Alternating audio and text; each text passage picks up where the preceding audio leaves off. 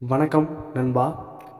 இந்த வீடியோவில் என்ன பார்க்க போகிறோம் அப்படின்னா, நீங்கள் எல்லாருமே ட்ரெயினில் ட்ராவல் பண்ணியிருப்பீங்க. அதாவது சூப்பர் ஃபாஸ்ட், எக்ஸ்பிரஸ் அந்த மாதிரியான ட்ரெயினில் ட்ராவல் பண்ணியிருப்பீங்க.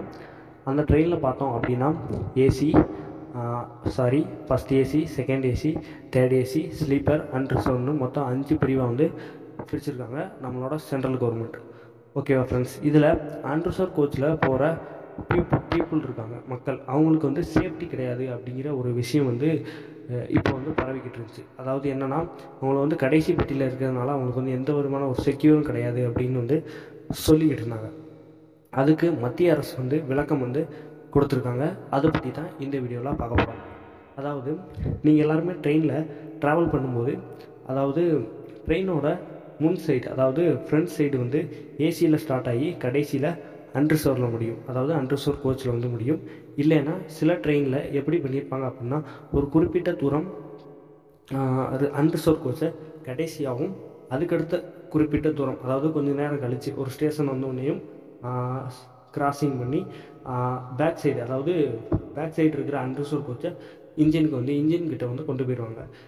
இந்த மாதிரி நடக்கும். அதாவது இது எதுக்கு அப்படின்னு பார்த்தோம்னா, அன்ரிசர்வ் கோச், அதாவது அதனால் அதாவது அன்ரிசர்வ் கோச்சில் ஒரே நேரத்தில் அதிகமான மக்கள் இருப்பாங்க.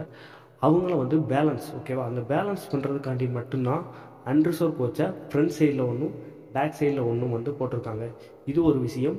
இன்னொரு விஷயம் என்னென்னா, இந்த 2 அன்ரிசர்வ் கோச்சையும் ஒன்று ஃப்ரண்ட் சைடோ அல்லது கடைசியாக பேக் சைடோ கனெக்ட் பண்ணியிருப்பாங்க. இதுக்கு முழுக்க காரணம் என்ன அப்படின்னு பார்த்தோம்னா, சேஃப்டி பர்பஸ். அதாவது ட்ரெயின் மூமெண்ட்டில் இருக்கும்போது இந்த அன்ரிசர்வ் கோச் ஒருவேளை நடுவில் இருந்தால் என்ன ஆகும் அப்படின்னு பார்த்தோம்னா, ஒரே சீராக இயங்காமல் ஒரு தண்டவாளத்தை விட்டு தாண்டி போகிறதுக்கு வாய்ப்பு இருக்குது அப்படின்னு சொல்கிறாங்க. அது ஒரு காரணம். இன்னொரு காரணம் என்ன அப்படின்னு பார்த்தோம்னா, ஒரு சின்ன ஸ்டேஷன், அதாவது ஒரு ட்ரெயின் நிற்கிது அப்படின்னு பார்த்தோம்னா, ஒரு சின்ன ஸ்டேஷனில் 2 நிமிஷம், அதாவது maximum 2 minutes, okay friends, minimum எவ்வளோ வேணா இருக்கலாம், ஆனால் மேக்ஸிமம் 2 மினிட்ஸ் தான், மினிமம் 2 மினிட்ஸ் தான் இந்த ட்ரெயின் நிற்கும். அந்த 2 நிமிஷத்தில் எல்லாருமே கரெக்டாக அவங்களோட பெட்டியில் ஏறணும். ஓகேவா, இது இப்படி, அதாவது மக்களை தனித்தனியாக பிரிக்கிறதுக்காண்டி தான்.